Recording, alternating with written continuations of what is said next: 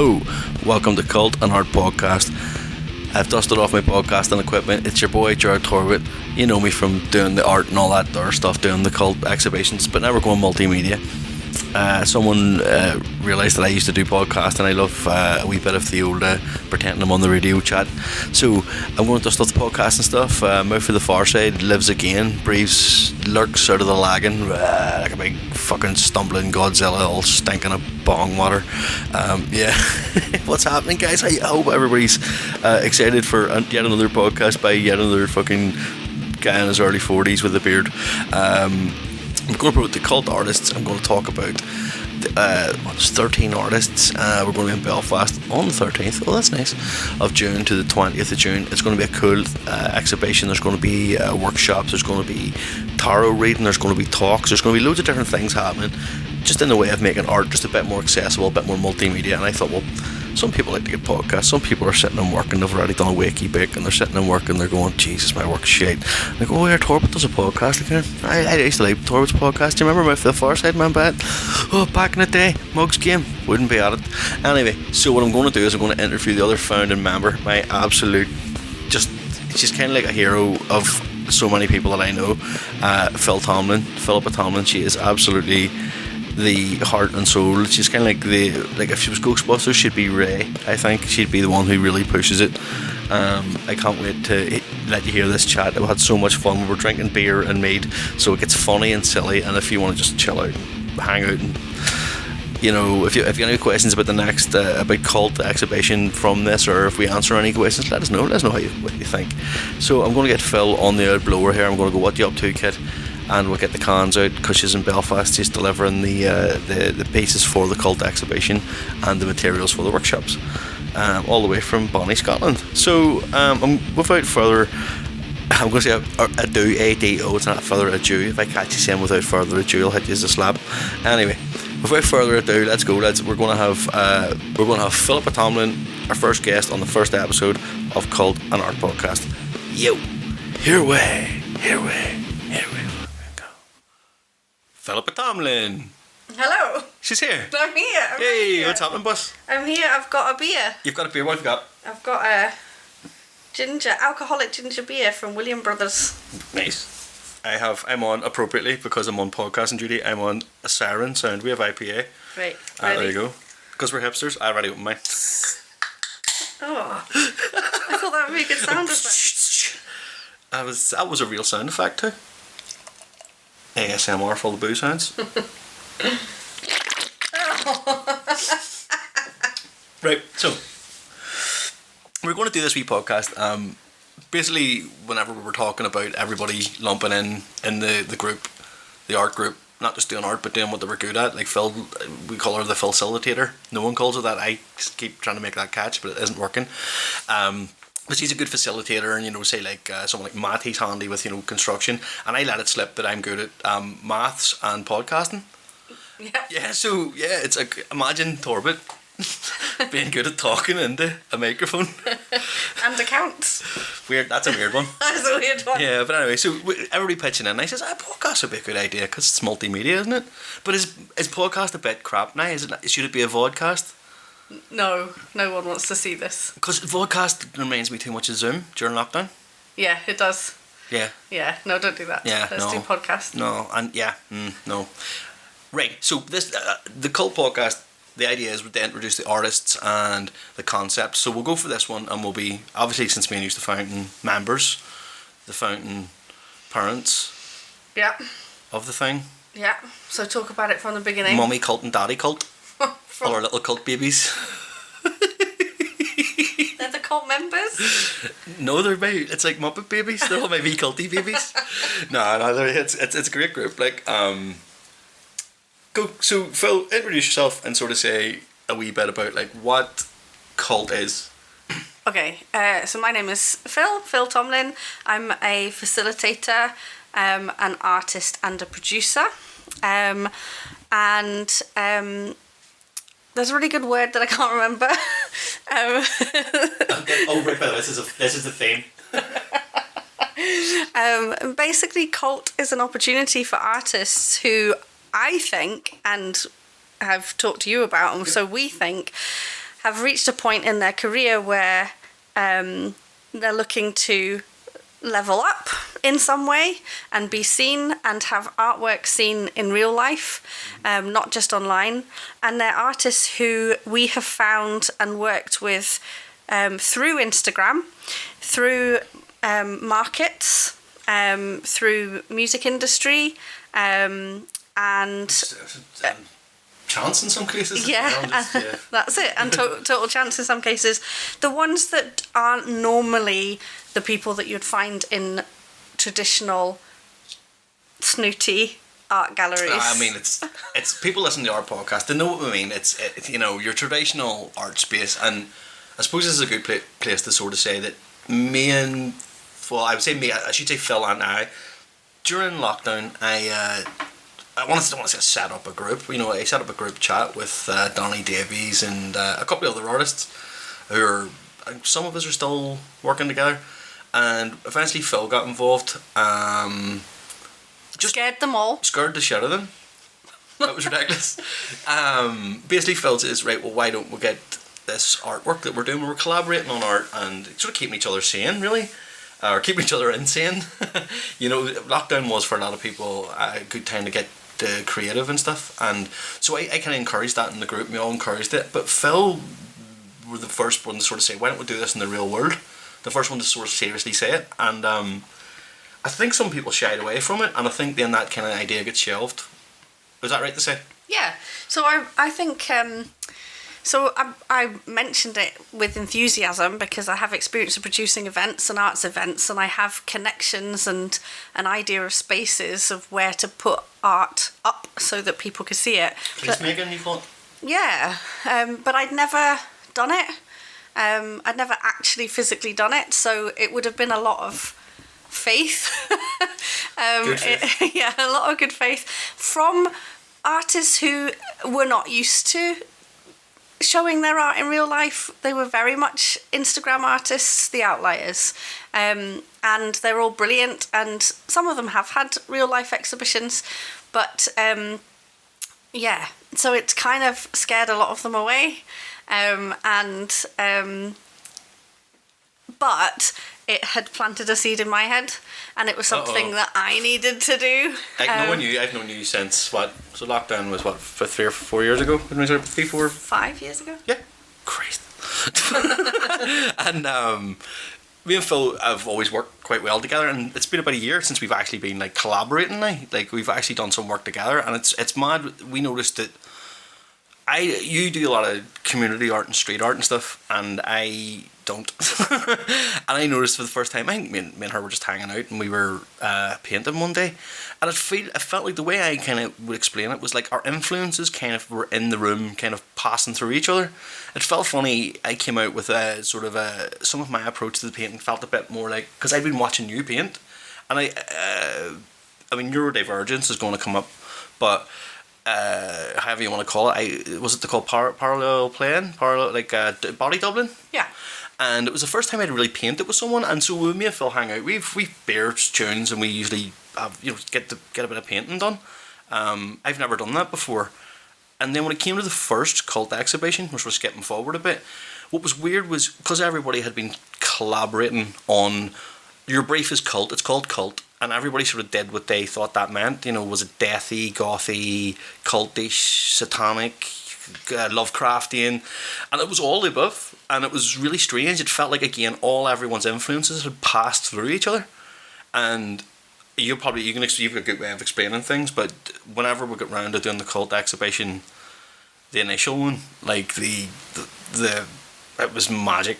It was mystical. The energy was impressive. Having everybody in the same room was amazing. Having everybody's artwork in the same room was electric. Thing?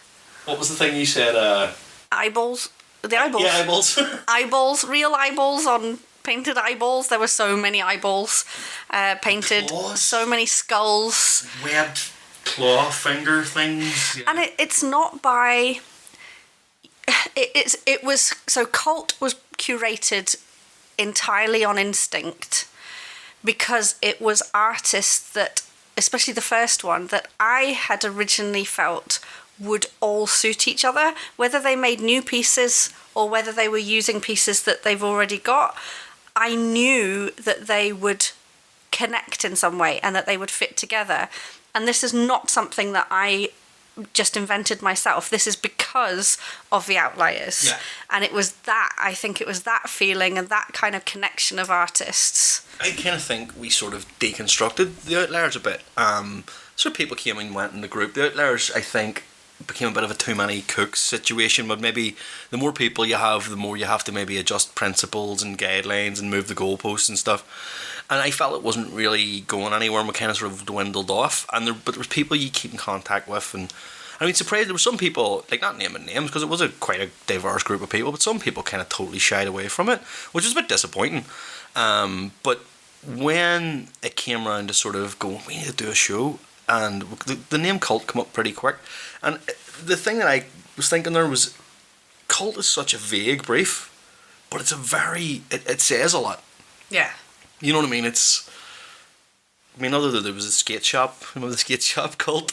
I think some guy in the Solid in Glasgow the other day thought I was wearing a The Cult t-shirt. But other than that, I think Cult has a sort of a very loose, but, you know, it's a fun word to play with. Yeah, I think because the curation was in the artists, and so you're bringing people together. So, like, it's a little bit tongue-in-cheek, but it's a place of belonging. So you are creating a little bit of a cult. Yeah. But also, it's a sort of a play on elitism, I think, it's kind of like what we call them, the Viagra boys. You know, that's a play on male toxic masculinity. So I think the idea of cult is... we can just say it. Art is very cliquey. It is. Very cliquey in who you know and stuff like that. And so, are we... we kind of reached the point where we were going, are we being elitist and having only people who suit cult? You know what I mean? But there has to be a sort of a criteria for cult. But I think that's fair because there are opportunities for other folks out there, and there isn't as much of this kind of opportunities for these kind of artists. Does the word outsider art mean anything to you? Yeah. Christ. Yeah. And it's as contentious of that because I don't consider myself an outsider in terms of making art. There was a phrase, I think, it was when we talked about this, I remember saying it was between the institution, the art institution, and the institutionalised. And, some of us have flew close to the sun with their mental health, but not a lot of us have been who classifies what an outsider is. And a word that the ever quotable, the eloquent Danny Davies, he said, he used the word othering. And the original sort of thing in the Outliers, the pun was, I couldn't spell, outliers like an outlier, like something that isn't out. I couldn't spell that. And it became a pun on, like, outliers with the bird. It was quite a fun thing. And Donny Davies, he'd used this phrase of like the others originally. I think it was originally called the others because he was like, he hated being othered. And then othering is a sort of thing that, whenever someone hits you with a word and then you sort of, it changes your perspective. Othering happens to people who we relate to. People who are maybe creatives, people who are neurodivergent, people who are LGBT. You know what I mean? Ideally, cult to me has a sort of a sense of the others, but not like in a bad way, like a sort of outside. You know what I mean? Yeah. Well, it also comes back to the riff-raff. It comes back to an idea like when we were growing up, there was cult TV, and there was cult games, and there was cult music, and it was we weren't spoon-fed things via the algorithm. I was talking to Cameron the day, actually. It says, like, we were talking about the movie Phantom of the Paradise. Oh, cult movies. Cult. Yeah. Do you know what I mean? And as soon as you were all into one cult movie, you were all part of a little cult. Sort of in the way, like, internet had its tribes. As my mother used to say about, like, perverts on the internet. They were like, I'm into this really specific thing that I can only, and then they find out there's actually a community of them. And I was like, yeah, guys. Yeah. You know what I mean? Like, sort of... a nice kind of tribalism. Yeah, and you can see it in our artwork as well. So many of our artists make fan art that goes around the markets or goes for sale online. Oh, no, that's about dun dun dun. Well, right, take a drink. Okay. We've said the bad word. Well.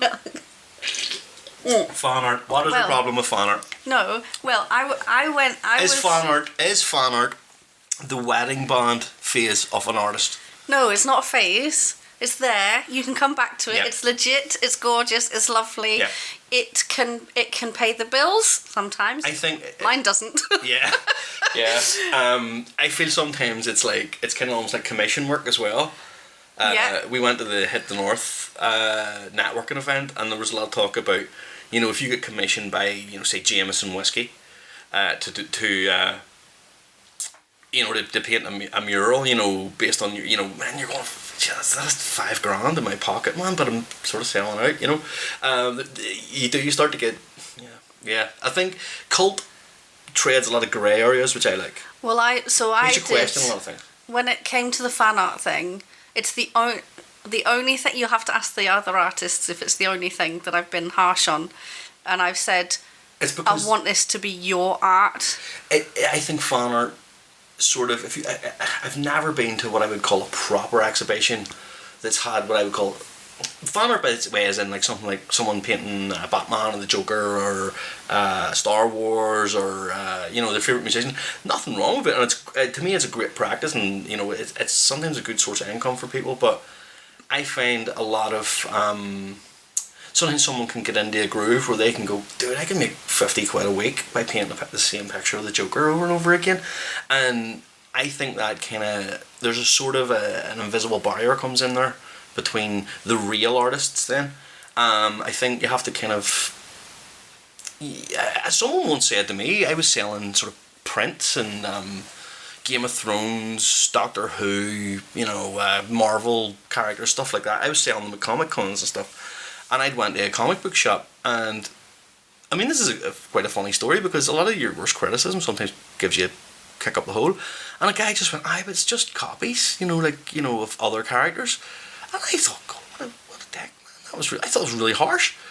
And then I went, do you know what? He's right, though. It's like,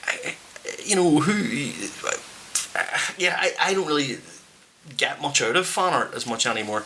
I would like to do stuff like my own take on a xenomorph, or my own take on a Lovecraftian character or something like that. But I do find sometimes, do you know what I mean? It's like, it's good to inform your art style. It's good to inform what trains your eye. But yeah, and it is a bit of the glue between us all, because we are a bunch of geeks, a lot of us. Oh, yeah. So it's all the horror characters and all the sci-fi.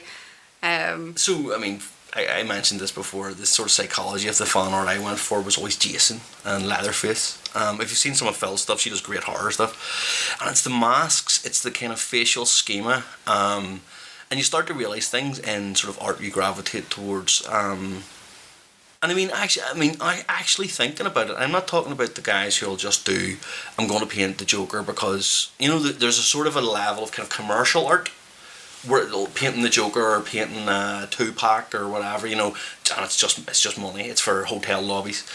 But sometimes it's sort of fan art you're drawn to. If you dinosaurs or sharks or horror characters, and you go, why? It's because it's teeth. It's because it's raw, and you go, oh, there's a bit of psychology there. I want to paint anime girls. Why? Because they're sort of sexual. Because they're sort of there's a sort of a colourful thing to them. And you go, oh, well, let's go explore art styles that involve sexuality and colour. Let's go big. It's not a good place to stagnate, I don't think.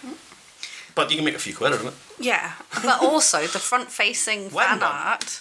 When you're going around the markets and you can see somebody that's painted Jason 3 times, you know that they've also got they've got an eye, but they've also got a whole stack of their own art. Yeah. There's the one that got me was when I had all my Game of Thrones and all my sort of comic book and Doctor Who's. Someone said they're all very glum looking, and I don't know why. So in my head I must have thought, when I'm drawing your portrait, you need to kind of look like you're sitting for a portrait. So I took these kind of more glum reference photos. It was an interesting one. But anyway, so we've gone off onto the fan art. But what I am a fan of Phil's art. Over that. Hey, there we go for a segue. Fucking brilliant. This is the fun thing with podcasts. You can just we can. Phil's like, what do you do on a podcast? I was like, you just talk, but it's like it's talking to me, so it's no pressure. You can drink when you're doing it. No pressure and no train of thought. Well, we can edit it out. I remember having to do a podcast with someone, and he was let's just say he was chemically inebriated, and I had to speed the whole thing up by 5%. It sounded alright in the edit, like, you know, we can do these things. So, Phil, who the hell are you? Who the hell am I to be sitting here curating? Your art is... Talk about your art. Oh, I want to hear about your art. My art is varied. Very varied. I spent a long time worrying about that as an artist.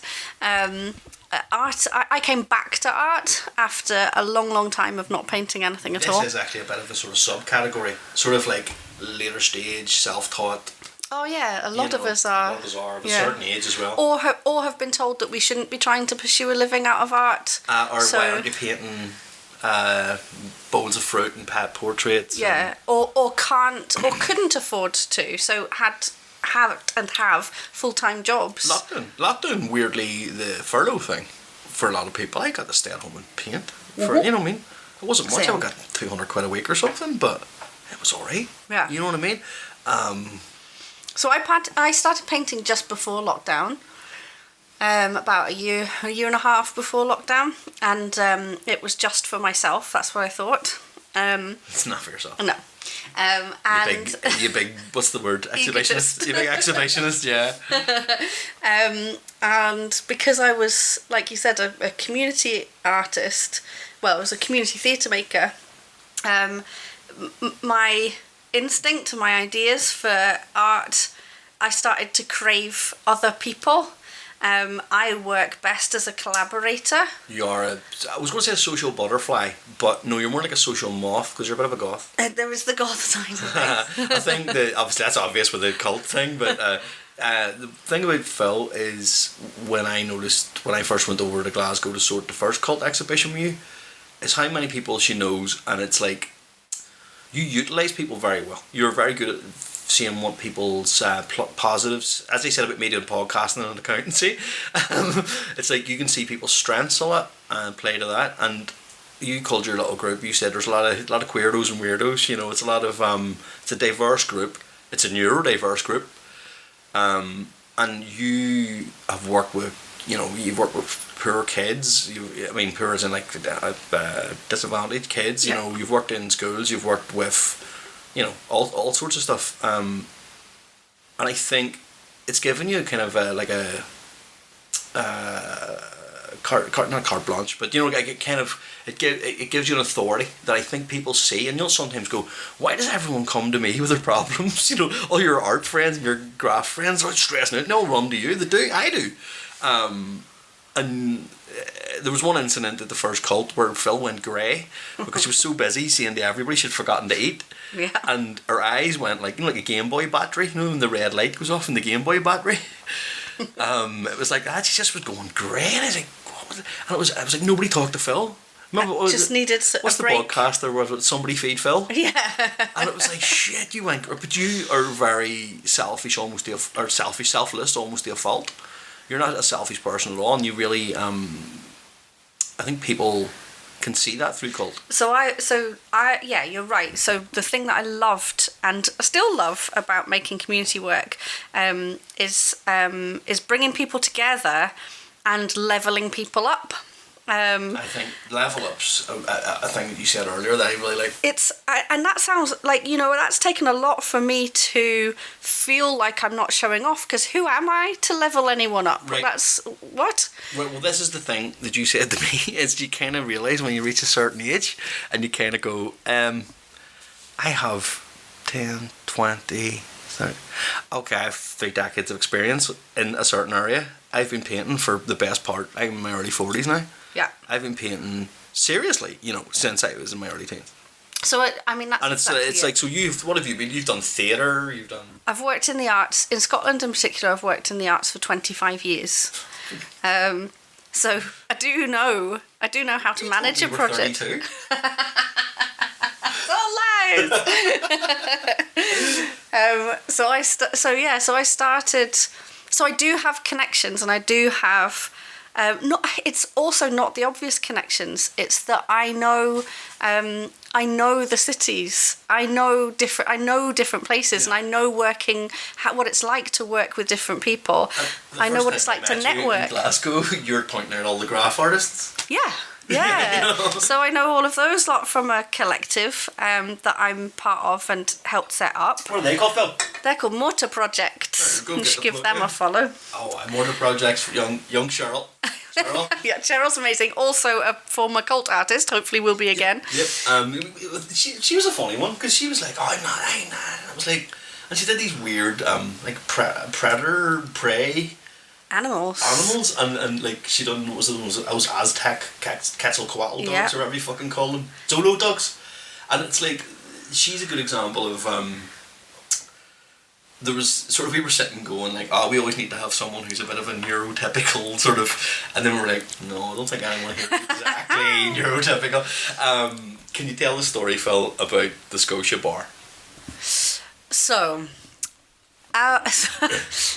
our opening night was really fun. It was amazing. The place was jumping. Loads of people came. South Block in Glasgow during the first Cult. It was amazing. And naturally, we all wanted to continue the party. So we all stumbled out of the exhibition space and headed over to the Scotia. It's like one of the oldest bars in Glasgow, isn't it? Yeah. Good whiskey. It's lovely, but it's small. And on a summer's day, which it was during a heat wave in Glasgow, which is unheard of, but on a summer's day, it was rammed and very, very warm. And suddenly I was aware, I mean, this is part of my instinct that Gerard was talking about, and looking after people, and slightly mum mode. The cunty baby. and I was looking around, and I suddenly realised that everybody looked stressed about being in this small space, and so I worked my way around the bar, which is like I said, it was very, very cramped, and I said to everyone, because they'd already started having pints, I was like, right, okay, everyone, like, we'll move on after this one. I'll find us somewhere better. And I worked my way around everyone. Some had spilled out outside. Gerard was pretending to smoke. Other people were hiding in corners. I think someone actually put something in between my fingers at one point. To pretend. Just to help. Someone was dancing already. Yeah. Some of the group was questioning everything about their sexuality, their mental health. It was crazy. It was too close proximity. It was. For the amount of feelings we had. It was too close. And then by the time I walked round, we just all want to go get just a big Roman baths and have an orgy or something. That's the only. Just get a lot of energy out, you know. But by the time I'd walked round, a destruction derby. No, that would be fun. But by the time I'd worked my way round, everyone had started to settle down again, and we're getting the second pints, and I was like, okay, right, we're okay. Yeah, that's the only early version. What the first pint or two, the first drink or two is free. This was not the first drink. This was the first drink after a massive party. We'd moved to a different bar. The counter had reset at that point, Philippa. So there obviously you can tell there's a good rapport between me and Phil. As in, I've got an energy, and Phil's got a kind of, you're able to control and compensate for people's energy. I am a bit excitable. One of the things in some of the Cult exhibitions, maybe something's going wrong, and I've been, and Phil's been the one to go, oh well, she's able to translate it into group chat. Well, again, and it's been a bit of a trial by fire. What do you call that? A baptism? What do you call that? You know, it's a bit of a pain on the fucking arse sometimes. What's a pain? Like you? Oh, I need to take a drink. Where is it? I said I'm the first one to say fuck. Are you? I nearly said it earlier, but I was behaving myself. We're not allowed to swear? No, I was just trying to see how long it could go if I said fuck. I think I said dick earlier. No, I think, but that's one of the things that, you asked me about me, so I'm going to carry on talking about me. Yeah, absolutely, because I am interviewing you. So. Oh, yeah. Something that I am better at is like supporting somebody else's chaos than dealing with my own. I can manage a group of artists who all have a crazy amount of different questions and a crazy amount of different needs. far better than I can arrange my own timetable working on my own. I don't enjoy that at all. So actually it really suits me to be somebody facilitating work and project managing. I don't want to do that forever full time, thank you very much, because I'm an artist first. But when it suits me, when it gets my work out, when I can be part of something, that's my favourite thing. Yeah, I mean, it sort of speaks to what you were saying about how the main thing about Cult was how you curated it. I mean, ostensibly, what me and you want to see, what the artists like me and you, Danny Davies, and we won't mind just speaking for him, someone like Danny, who is a big part of Cult and the Outliers, you know, who was quite afraid to get out, actually. Yeah. And we denied him to be part of the first two cults, actually. We were mean to Danny. We deliberately were mean to Danny. I would have had Danny there in a heartbeat. By the way, Danny, if you're listening to this. This is true. Yes. This is true. I wanted to get Danny to do his own one beforehand. I wouldn't say that's a criteria for people, that they have to have exhibited. No, but you were trying to push Danny. I was trying to gaslight him. I'm not very good though. I sort of lost. I felt really sorry after my first idea. Well.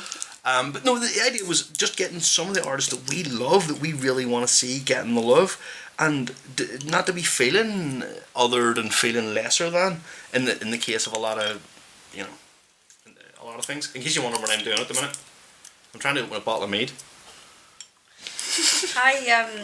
On a really selfish level, that's also because I wanted to see some artists' work that I'd seen online in real life.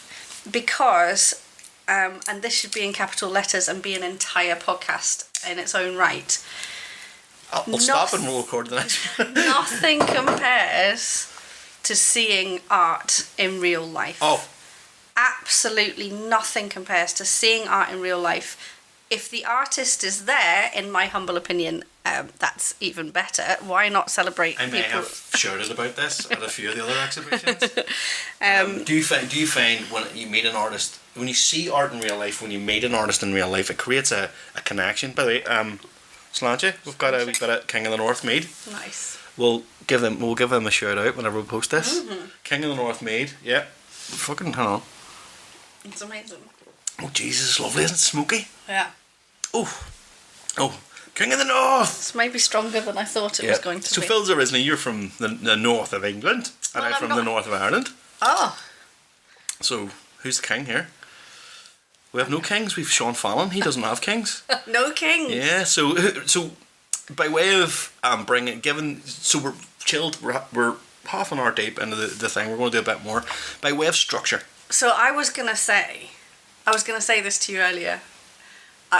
It would be really nice to talk about every single artist who's part of Cult this time round. This is what I was thinking of. And then I got nervous in case we just ended up talking about them. And I know. Well, so what can we do? What way would we do it? What's a way to do it? I think it's that they. How about we'll do a word association? Oh God, no, that's worse. I knew you'd make it worse. Oh no, that'd be good though, wouldn't it? No, let me think. So we have how many artists? 13, 14? 13. Yeah, we had 14. One had to unfortunately pull out, and he'll be back. He's awesome. Yeah, he's a Terminator. He's awesome. And I hope he's keeping well. That's young Pete. Good lad. A wee bit disappointed because a lot of the thing as well with some of the artists we picked is people who have a bit of a following, who we know will want to come and see. You know, the people who want to come and see this art in real life. Young Darzo. He is a big. Stop. What are you doing? I'm interrupting you. You can block this out, but you're skipping all over the place. Of course, I'm skipping all out. Do you ever see the neurodivergent box? Ticked it. Yep. I mean, shall we? What I'm saying is, do we now start with Darzo since you mentioned Darzo? Well, he's the first one we've mentioned, yeah. Okay, good. So Darzo Grant, big Darzo. If you're from Belfast, you know Darzo. Belfast artist. So this is key. This is something else we should have talked about. When we did Cult in Scotland, so I was determined that we would have a diverse range of artists, as in the things that we make. So not just all paintings, but sculptures. And diverse, not in a kind of like a kind of a. You know, some people go, oh, it's very woke, you have to tick a load of boxes and all. And you go, I think diversity in creative people is essential for that kind of that energy mix that we were talking about earlier, that blending and body doubling and stuff like that. Yeah, and there were some deliberate things. So half of the artists had to be from Scotland, or Scottish based, and then the other half could be from anywhere. So we had 10 or 11, and 5 were from Scotland. Couple from England. And then when we decided to do Belfast, we needed to up the Irish number. Up the Irish. sorry, I've had a beer and a sip of mead. And they didn't all have to be from Belfast, and they didn't even all have to even be from Northern Ireland. But we needed to reach and invite a higher number of Irish artists, because it feels like that's only fair. And it's trying to get people who fit the cult remit, you know what I mean? And I think that they'll get something from it. You know, it's utilising someone, you know, what's the word, quid pro quo, you know what I mean? It's like, you'll get something out of this too, you know. I mean, I hate to say it's mercenary about it, you know, but artists do like to sell, artists do like to get commissions, artists do like to get work, you know, artists do like to get, you know, community jobs. Artists do like to build their portfolio, and that's kind of what I want people to go is, yeah, if Cult is giving you a platform. It's not the biggest platform as of now, but, you know, we're 3 cults. This will be the 3rd cult now. We've done 2, one in Glasgow, one in just outside Glasgow in Braehead, and this one is in Vault in Belfast. So I think it's a proof of concept. It's definitely working. Yeah, definitely. I think so. And then the other thing that we should have said as well is that choosing the artists in terms of, like you say, maybe they've got a bit of a following, maybe it's an online following, maybe it's a real life following. It's also what they can give back to the group. And you said this before, I'm quite good at finding people who have other skills that can contribute to things. It is absolutely fine that the skill is, I've painted a picture, you put it on the wall. But well, we've mentioned them. I mean, if we're going to segue into the artist, we've mentioned them. DIY or die. Darzo Grimm. Yes. Okay. Yes. Brilliant. DIY. He was my shout. I would say. I just went. Phil goes, who's Belfast, Northern Ireland based? Who's an artist who you'd like to see? And I think Darzo would be a laugh. So we got him to do some of the cult flyers. We used one of his images. Flyers and t-shirt. We went to his house, which is pretty much an art exhibition in its own right. It's kind of like a bit of like a punk hub. And he basically said, pick an image off the wall. Yeah. And there was one that was perfect for cult. I mean, it was, to be honest, Cult tote bags and t-shirts are available with the link in bio, or just fucking DM us. Oh, there's no one drink. So that was really fun for starters, being able to meet one of the artists before the exhibition. And then we met Tracy that day as well. Who's another artist? Who's another one? So let's keep it going. Who's Tracy? Okay, so Tracy is an artist who makes colourful, vibrant, energetic art. Yeah, it has a sort of energy of like if what do you call them? Like if you got a really good heavy metal kind of punky brand of like ladies deodorants, and you get Tracy to do those designs. Oh, she's got this sort of vibrant kind of feminine fizzy energy. Yes, she's awesome. The first time we met her, we went Tracy, and she went Cult. She's seen Phil and me and knew us straight away, you know. And then we went and met Darzo. So Darzo, he does a lot of you'll know his stuff. Black and white print making, isn't it? Printmaking. He does a lot of sort of like traditional printmaking. He's got a very sort of distinctive style. It's very influential, and he's a master at the print. He's done the t-shirts. So there's Tracy and Darzo, 2 Belfast artists, and both of their subject matter has like with all the cult artists, there's a dark energy, yeah. There's something being worked through. There's something being said, and that's really important. Yeah, some of Darzo stuff, you go, that's cool, and you sort of look at it and you go, fuck. You do, you sort of go, that's you know, I mean, people have said it to me, so I can say it. You know, it's like, dude, that's intense, and you go, yeah, man. I mean, some of my stuff you look at and you go, all right, okay, and then some you start to go, oh, fuck, actually, that's pretty intense. I suppose as the other Belfast artist, I can say it, you know, elephant in the room, really. You know what I mean? It's the whole, we grew up during the Troubles. Darzo's from the Ormo. I'm not too sure where Tracy's from. I'm from the Falls. And it's kind of like we grew up during the Troubles, and it's we're not shy about what we grew up. It gives you kind of a social awareness that you're kind of forced into, and it does come out in the art. Like, I've had people ask me, there are no stupid questions, we're stupid people. Why is your art sort of so violent? Why is it all mad looking? And you go, man, I'm from a falls. Mm-hmm. Do you know what I mean? Did you ever go on Wikipedia and you press the nearby Wikipedia? And all the Wikipedia, click on where I live and look at all the fucking Wikipedia articles and tell me the body count. You know what I mean? It's insane. It's like some of the stuff that we've been through here. I think it is important for other people to understand. I didn't realise that, we would grow up needing to know who British politicians are, who Henry VIII's wives were, who the American presidents are. But I always felt like in Belfast people were kind of like, we were screaming out for people to go, dude, do you not see what's happening here? And I feel like a lot of Belfast are, I'm going to fucking say it, kneecap. You know what I mean? They're actually really speaking out, and it's like, it's a scary thing for people from Belfast to speak out. When we used to play in bands, Darzo is a punk musician as well. I played in metal bands, and we had a discussion the other day about Chaos AD by Sepultura, and it was like, it's like the punkest metal album ever, you know what I mean? And Max used to put the fucking, remember the Brazil guitar? Yeah. And the fucking Brazil flag. The drums as well. Aye, fucking, you know what I mean? And Portuguese letters. If I went to some of the places that we played, if Darzo went to some of the places that he played and put a tricolour and wrote Chucky Arda, you wouldn't get out in one piece. And there's an intensity to Belfast, especially creatives, that's unavoidable. Sometimes I always think, how the fuck was the biggest band to come out of Northern Ireland, like Snow Patrol? You know what I mean? Like fucking Phil always, she's a big fan of Therapy, and I always say, I love Therapy. Stiff Little Fingers, and that's probably Stiff Little Fingers more my one, but yeah.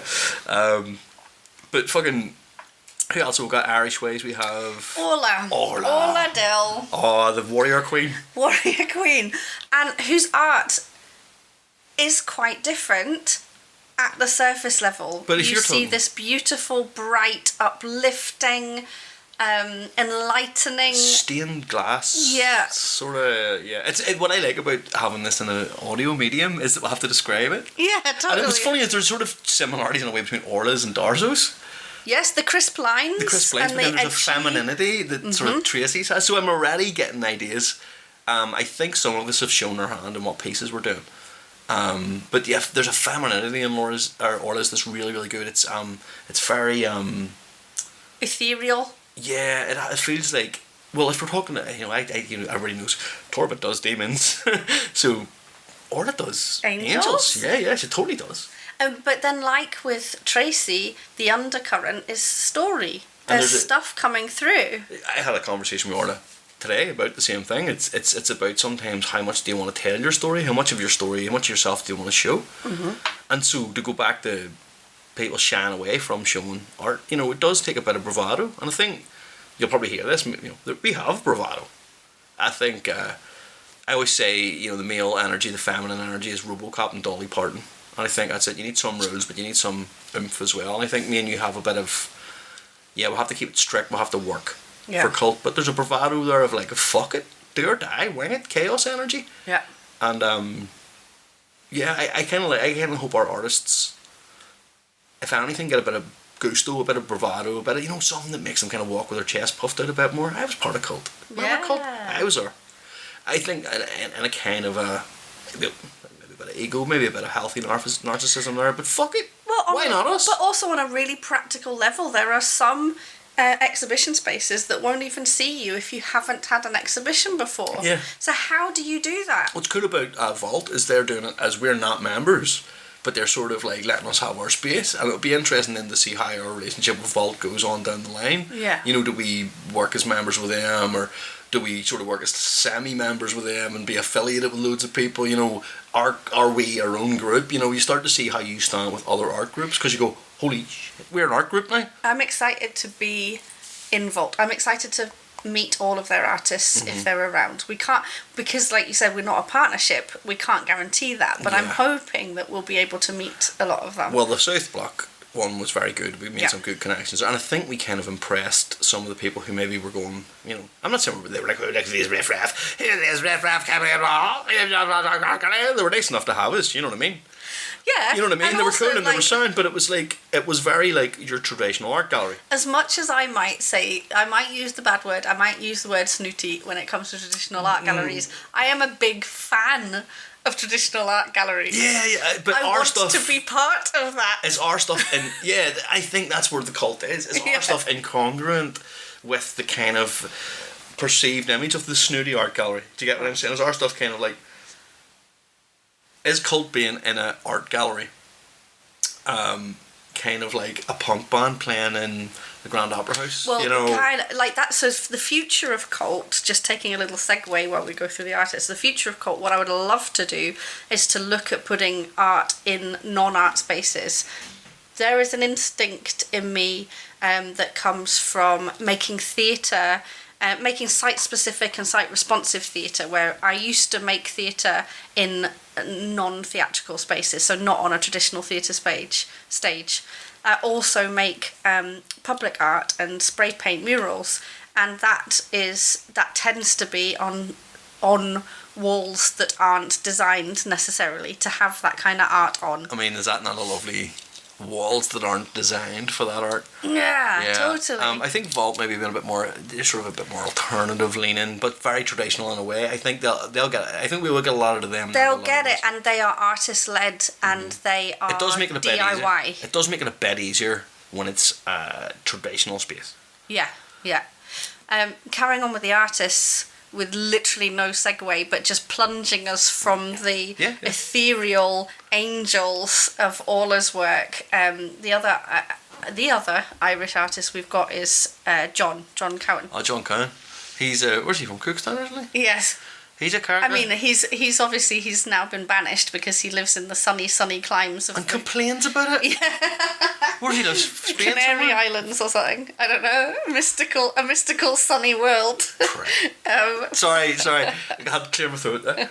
But he's like, oh, I miss drinking harp in Belfast. And you're like, what's wrong with you, mate? But he clearly misses the doom and drizzle because that's what he paints. Look at his art, man.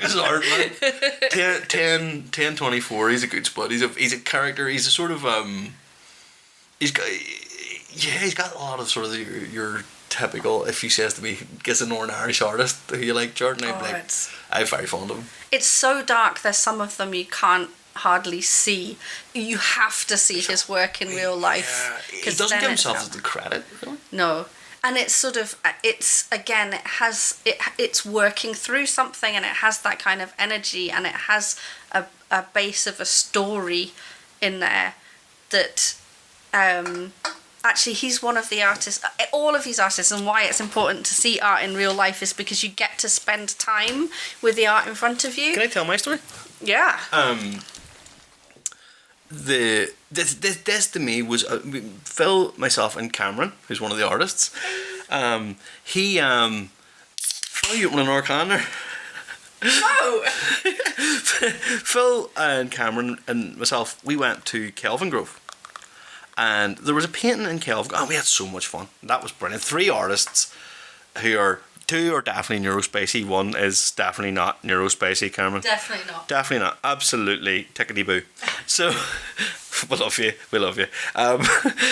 We found some amazing stuff, but there was one painting that stood out to me. It was called A Scottish Wake. I can't remember the artist, and it's a painting of like a Scottish wake. In the snow. In the snow, sleet, mucky, bleh. And you can see the sunset shining through, and I mean, for ways of needing an image, I might use that as the image for this. Post it, when we post the carousel. And the sun's coming through the clouds, and I was like, oh my God, look how good that looks. And I took a photo when I went to show it to somebody later on in the evening, and it was like,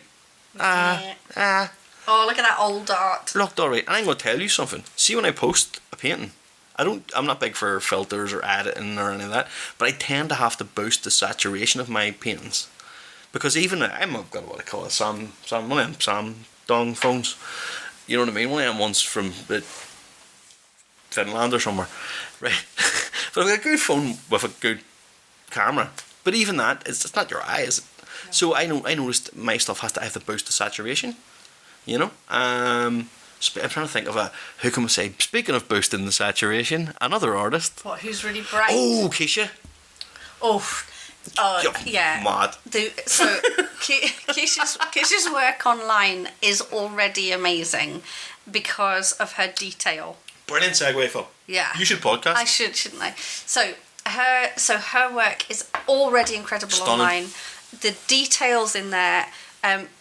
I was talking before about spending time with a painting, Yes. and the thing with Keisha's art is that you can't just look at it. You have to stay with it. Keisha's art has that thing of like, you know what they say about poems? Like a poem should put you in a poetic mindset. So we position Keisha's quite early in the kind of, you know, like how you lay it out, how people walk around. Keisha's quite early because I feel like it adjusts your eyes to go, you know, guide your eye, you know, damn your eyes. Guide your eye along, you know, in a deeper way. If you come to a cafe and there's a dude reading poetry, it sort of puts you in a vibe, doesn't it? Yeah. You know what I mean? It's kind of like, my mum does it sometimes. She sort of like remembers a bit of a poem and she says it in a poetic voice. Yeah. You know, it's like Keisha has that thing. It's luxury, isn't it? It's the colours are luxury.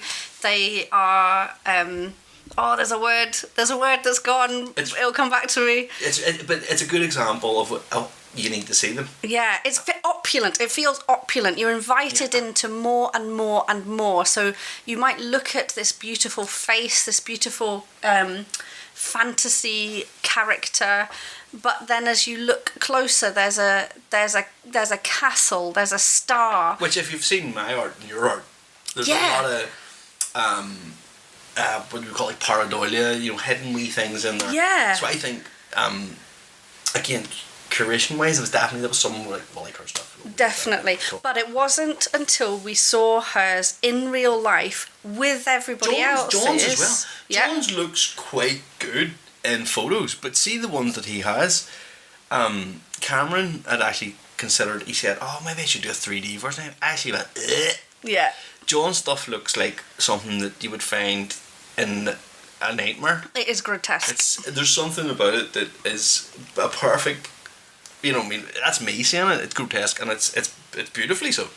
But it's a nice parallel to almost the opulence of someone like Keisha's. Yeah. But in Keisha's, suddenly there's, like, for example, this might not even be there, it might be imagined. They're so dreamlike. Well, this is like your one. Remember the one that you did, and it was just like a bird, and I was like, why have you painted a torso? And it looked like a big Jesus torso. Yeah. It was weird, and it's like that kind of sometimes, when the room is getting energetic and arty, you start to see things. Yeah. Dan, who was in the last show, who deliberately made work like that. Yeah. He didn't make work with a focus. his stuff's very dreamy, sort of subconscious. I love his. And yet some of his shapes, some of his ideas, some of the smokiness was in Keisha's. Was in mine. Yeah. Was in Cameron's. There was a thing, I used to say Dan's stuff is a bit like, it's like the King Solomon Goetia. It's like, you know, you imagine someone having a vision and having to kind of go, it had a chicken's foot and a fucking bat's wing and a horse's leg and a teeth of a baboon, and somehow he has that kind of thing where he's able to take shapes and put them together. And this one had this hand, I would call it like a terror dog from Ghostbusters. It had this like fucking chicken's foot. And then I looked at one of my paintings and there was stuff that resembled that, and I looked at Cameron's sculpture and it was that was really strange, and it was then the colours that you'd used, someone else had used. Yeah. And then I used the colour that See, this is all going to happen again. This will all happen again once we have everybody's art up in Vault. I'm convinced of it. And less so that in the creation sense of like, we put them in a way that it's going to look nice, but you start to notice connections. If you really do look, you'll see connections. Yeah. Synchronicity. A nice connection that you just mentioned was from the colours of Keisha's and the fantasy world, the dreamlike fantasy world of hers takes us into Cameron's work. Oh, Cameron's. So Cameron is the one that I would say is the closest to the edge of fan art that we could possibly get to, because he is such a fan of fantasy, dark Lovecraft fantasy. and, yeah. I think he dwells more in like myths and legends. And dreams. He nightmares. Yeah, I think But there is one. I mean, there's one that is definitely. I mean, That's there's the Lovecraft. Cthulhu. Yeah, that's Lovecraft worship. I'm sorry, I don't even see that as fan art. Okay, you just pointed out a blindside for me. It's called the Call of Cthulhu. I don't see. No, was it the Collect Call of Cthulhu? Is it not? No, that's the Ghostbusters. Real Ghostbusters. No, it's called Cthulhu Calling. Fuck, you have Something to fucking like that. see it anyway. We're sitting here beside a wee stuffed Baphomet as well. So Cameron's is great, and Cameron's work the is fact it's so magic. Lovecraftian and I haven't noticed that it's Lovecraft fan art. Fuck's sake. So Cameron's actually bringing 6 pieces.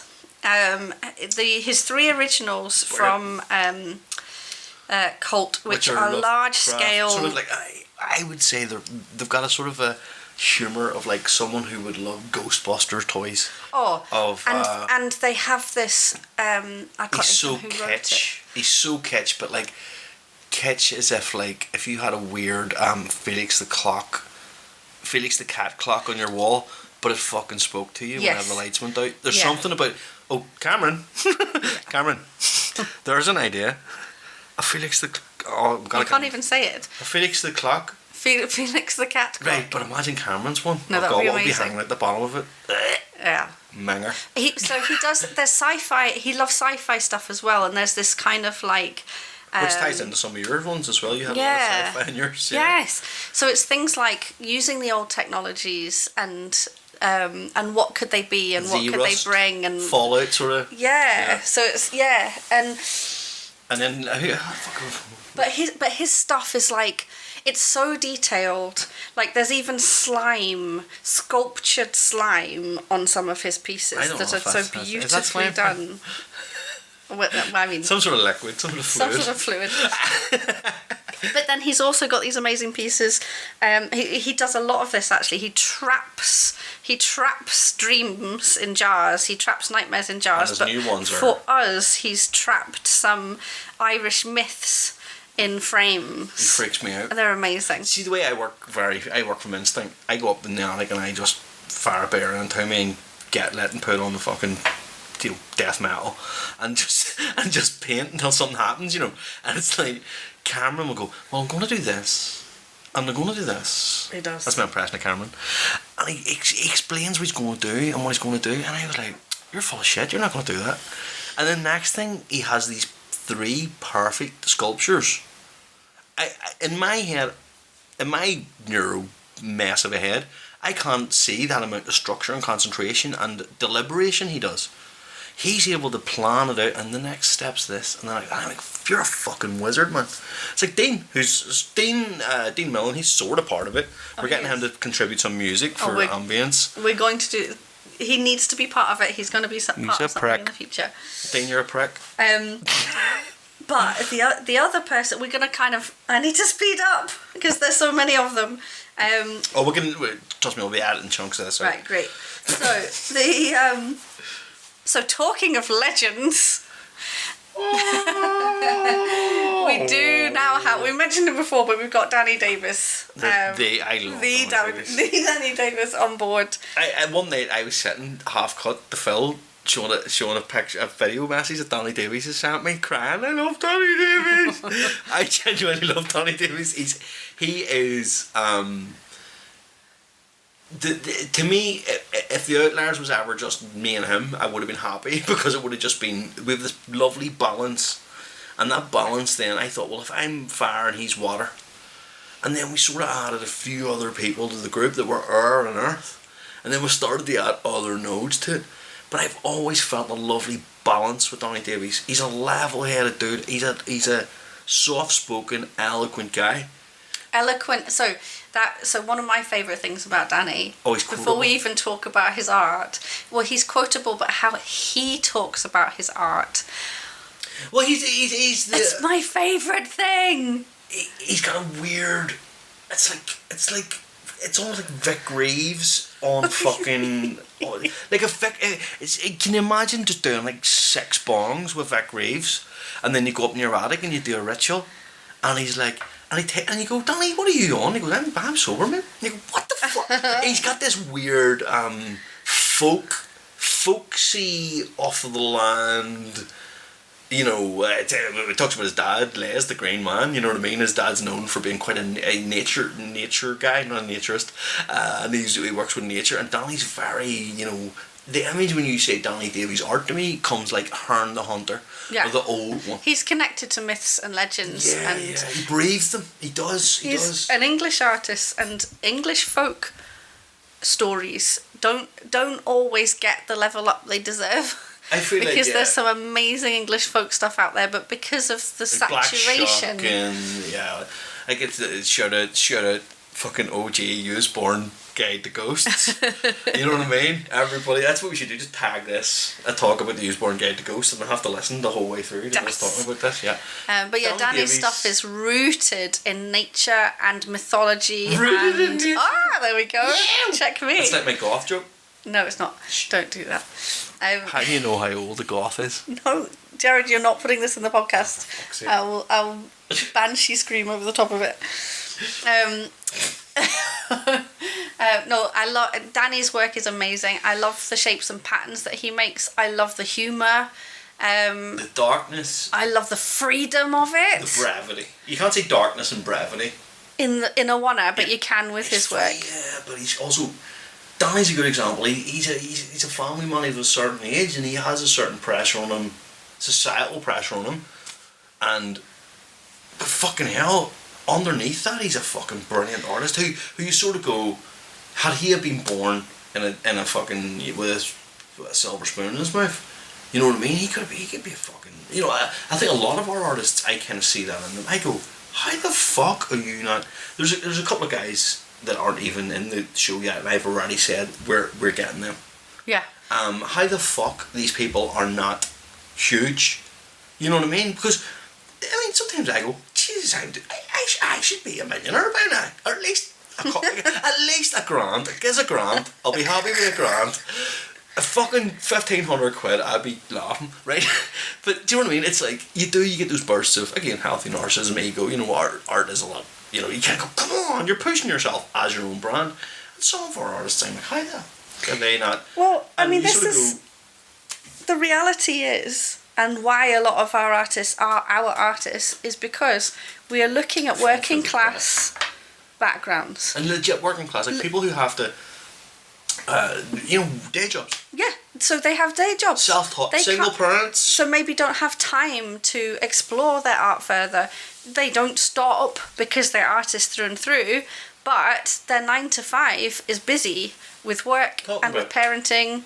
And one of the group I love very much as a friend is Matt, the buzzer. Yes. I'm so fond of him. He's a perfect example. He's like myself. He's had an interesting few years, and he's had an interesting life, you know. And we've got a lot of things in common. I'm very, very fond of Matt. But he just somehow finds the time to bust out these banger paintings. And I'm telling you, it's like it would be like if you were a sailor and you were at sea and you lost all hope and you saw this wee light. It's like that's like Matt stuff's very dark, but there's a lovely, lovely hopeful. You go, if you're so dark and, you know, downtrodden as life has been on, like I've struggled with my mental health, I've struggled with circumstance, Matt has as well. His stuff is fucking powerful. And in the darkness of his stuff, in the fucking vicious, some of his stuff is minging. It is rotten. He does this gore stuff. But in it there's this, it's beauty. He sees it like a beauty. It's like almost like Francis Bacon, you know, like a beauty in the kind of decay and the violence. There's one of his paintings that was in the last one that was like a skull that was like hacked, and it was such a beautifully rendered bit of violence. And there was people who don't listen to death metal, there was people who don't watch horror movies were like, dude, what the fuck? And I was like, dude, no, look at it. He has this attention to detail that you know what I mean? It's like, fuck's sake. Yeah, it's weird. He doesn't bludgeon his art. I bludgeon my fucking art. His stuff's very... he's like a scalpel. He's like a surgeon. All the words that you have used to describe Matt's work is absolutely spot on, except you've missed one. What? Brutal. That is his word. Brutal. And that's what it is. And the thing is that he approaches everything with a brutality, including the intense attention to detail. But stuff's so nice. To perspective. No, it's not. It's grim as fuck. Well, this is the thing we were saying is one of the paintings that I sold at the last one was the Kelpie. And it was like, I was like, oh, it's so nice. You know, I painted this kind of horse thing, and Phil went, no, it's not. It's fucking grim. And it was like, yeah. And we go back to Darzo. We think about, sometimes there's a beauty in dark art. There's a beauty in, and again, talking about fan art, dark art is kind of a bit of a, ugh. But yeah, there's a beauty in that. But he is currently playing with paint, which is really nice because it's pushing colour. He's a wizard. He's a savant. He is. Seriously, he sits there in that song and he's like, oh, I'm alright. And he said something recently, well, we'll tell the thing. He goes, he was taking the piss and he says, I bet you I could paint the Highland cow. Right? Have you ever seen Matt's Highland cow? He hasn't posted it. He's such a fucking... Sorry, no, actually, someone painted it and claimed that it was Matt painted it. I can't remember, it was some weird artist. Yeah, it wasn't. I think there was a mix-up. Oh, it was Cathy Bath. It was someone else, yeah. It was yeah. Fucking ridiculous. And he showed us one of the pieces, and it's like, he has a lot of our artists have power in their stuff. Definitely.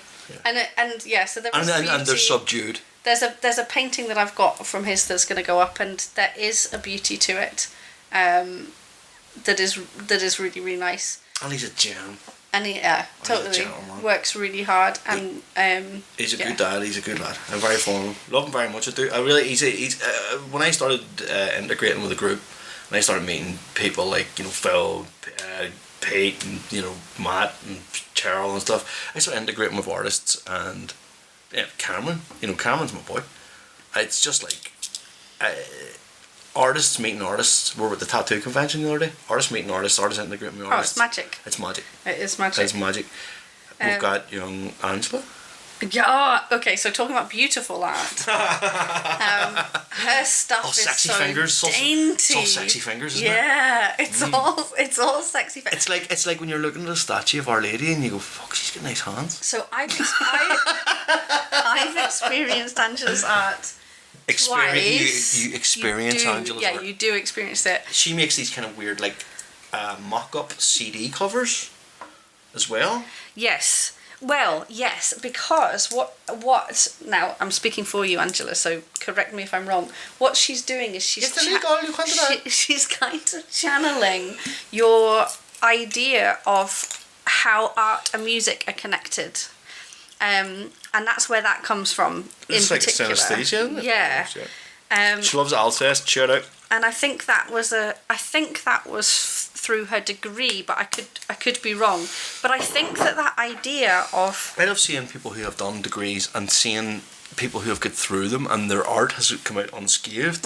Like, when I tried it, I think they tried to sort of squish me down, and it's nice to see. Yeah, somebody actually come out the other side and do what they're doing. But her stuff, I think it stays with you, and that idea that it's a holistic experience when you look at Angela's art. Hers is small. It is. You have. And like Angela, when she speaks, she's got a lovely Latina accent. Quiet. When she speaks, and fuck me, she's what's the word? Insightful. She's wit, and she sits and she's. Did you say witty? Witty. She's funny. Oh, she's lovely. I mean, where is she? Colombia. Yeah. She's just got. There's a. Talking about diversity, you know what I mean? She has an experience and a life view that blends with ours, but it's so different from ours too. And to see someone from such a different background who's able to get what Cult's doing. She does design as well, and that shows through in her art. Everything is clean lines. Have you ever seen her fucking handwriting? Yes, I have, because that's one of just the come right, fuck everything else. See. Right, see a lot of yous, there you go. Just come down to see Angela's handwriting. It is frightening. It's literally a font. It is hilarious. I seen it and I was nearly sick. If anyone's ever seen my handwriting, We have got some of my paintings. My handwriting's like, is he alright? But yeah, her stuff is like, it has that magical feel to it. It has that kind of, that idea that you have to be close to it, spend time with it. It's connected. You're in, it's kind of like we were saying about cases, it draws you in. Yes. But these are even smaller and more intricate. Yes. So they're individual pieces. Sexy hands. They are. They are. They are. There's something about them. Well, you say sexy, I say dainty. Maybe that's I like a dainty handful. I like a dainty hand. It's when you see a statue of Our Lady and she's got these wee fingers and toes, you know what I mean? You know the wee artisans being like, I know we love Angela, she's a good kid. So good. Yeah, she had beers with us in Edinburgh. That was fun. It was fun. That was fun, she's a good kid. Who else we got? Okay, we've got Zombie Kaz. Oh God! No. Oh my God! She's a mad woman. No. I can't explain her. I have one word. What?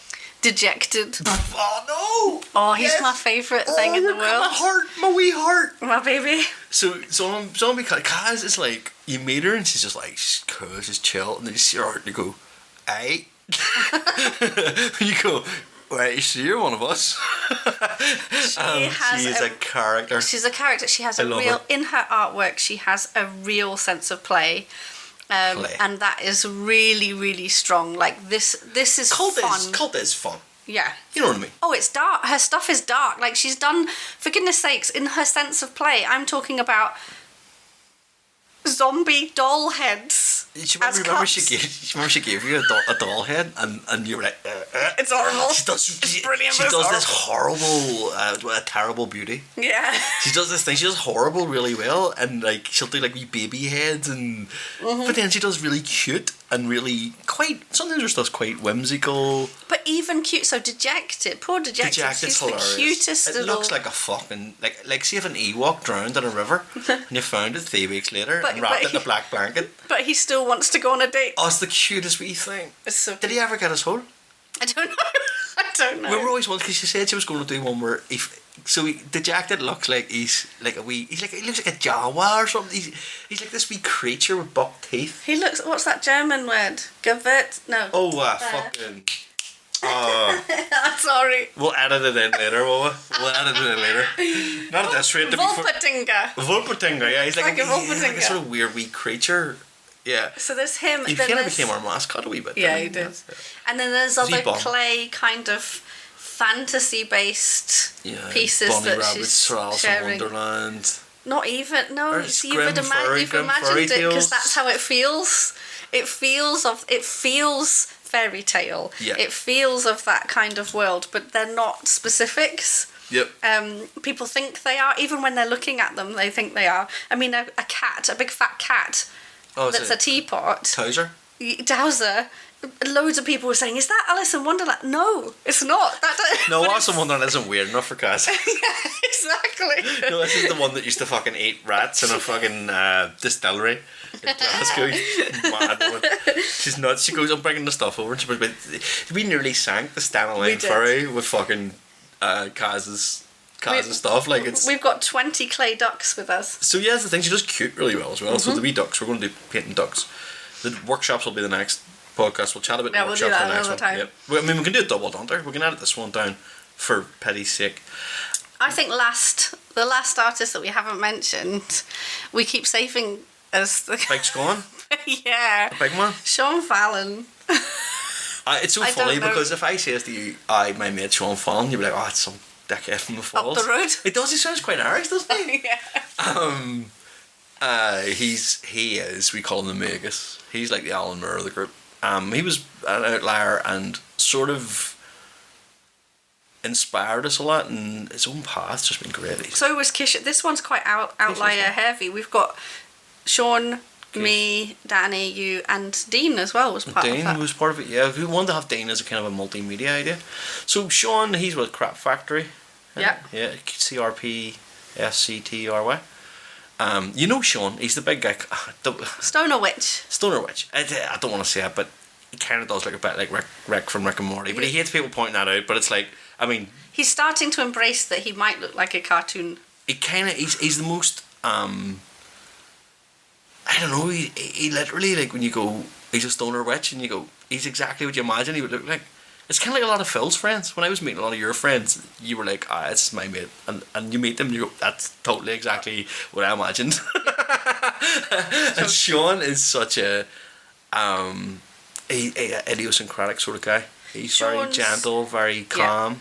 And his art, how his art works with this and how it goes is it's oh, come on. I mean, it's beautifully ritualistic. It's mark making. Inspired. The link with Danny's. So I was going to say about Danny and mark making. I've always considered Sean and Danny very similar. Whereas, and it's kind of, you sort of go, hi, is Danny, not at that level, but you really, Sean maybe is kind of working in a world that allows, that kind of magical flourish. So whereas Danny has to kind of do it on the fly.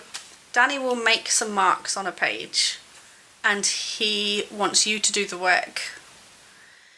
Sean takes away the backgrounds of those marks and makes some deliberate, concise decisions that take away the work that you have to make to read his work. That's how I think they kind of... So that leads you down a garden path in the magical way? Yeah. There's something about Sean's stuff that... He's a very interesting way of talking, but there's a parallel between him and Danny. I mean, if I was to say who's your guest stars at this one, you'd be like, I've been such a fanboy of Danny for ages, and like, I kind of feel like I want those people whose stuff, and I'm telling you, everyone touches this criteria. I want those people in Cult whose stuff just has a wee bit of a fucking mystical rumbling in you. Yeah. And probably most explicitly out of it would be those two. I would say that there's something sizzling under the surface. Like Keisha, she's always very like, there's certain people in the group, Dane, we're gonna tarot reader for magic's magic. You know what I mean? And we're like, we are having a tarot reader because it's fucking Cult, obviously. We're having a talk with a psychologist. We're going to talk about all this. We're going to talk about all this stuff, but it's more about just art and Phil really today. So, but here. So that's it. That's why I'm excited about our artists. That's why, like. How could you not be? How could you fucking not be? Totally selfish way. The whole reason Cult exists, if you want to put it down to that, is because I want to see these artists work in real life, and so why not put on a show and get everybody to bring their art. Everybody to bring their art, or get Phil to have to fill her little van and drive it across the fucking Irish. We nearly ended up in the Beaufort Trench. So we did. We nearly did. We were nearly. Cult 3 was nearly among World War II munitions. I mean, that's a thought. Well, that's a non-art space. That's what the next one will be, just above the Beaufort Trench, and any movement will set all the fucking £1 million of explosives and nuclear waste off. Nobody knows what we're talking about right now. No. Well, go on internet then. And then whenever you finish with the internet, get your beautiful, beautiful ass down to Vault indeed. 13th of June. 13th to the 20th of June. It's not even just these artists. That's only the tip of the iceberg. It is the tip of the iceberg. Go on to our Instagram, look for Cult and Art Exhibition, and you'll find us eventually. Yep, Cult _ an art exhibition. Don't know why I did that. Because I was fighting with Instagram that day. Pricks. So thank you, Phil. That's the first episode done. We'll maybe do an episode B, and we'll do a workshop episode if you want. Yeah, that'd be nice. We'll chat about that. Yeah, you happy enough? Yes. Enjoy yourself? Yeah. It's weird talking to you like this. It's weird to be talked to like this. It's I'll take my podcaster hat off now. It's a Pope's hat. You're not the new Pope. Fucking, I'm so raging about it. I had a fucking mock-up done on him. They didn't choose The Pope was wearing a ghost t-shirt, and on the ghost t-shirt was a picture of me wearing a ghost t-shirt, and it was ghost t-shirts all the way down. That's Cult. So if I was doing the old podcast, this would have been the episode that would have been called Ghost T-shirts all the way down. If you fucking have a ghost t-shirt, come down to Cult. Oh god, you'll love it. If you've got a ghost t-shirt, down to Cult. Yeah. Darzo will probably slag it. Yeah, he would. But you can buy a Darzo t-shirt while you're there. What? Yeah. Are you serious? Yeah. What? Those for sale. Oh, then we would get these lovely thermal mugs and balloons for the kids. Cult, it's a fucking marketing opportunity. Sell. Sell. Roll up. Right, Phil. Yeah. On that, Are we done? are we done? Yeah. Okay. Thank you. Good night.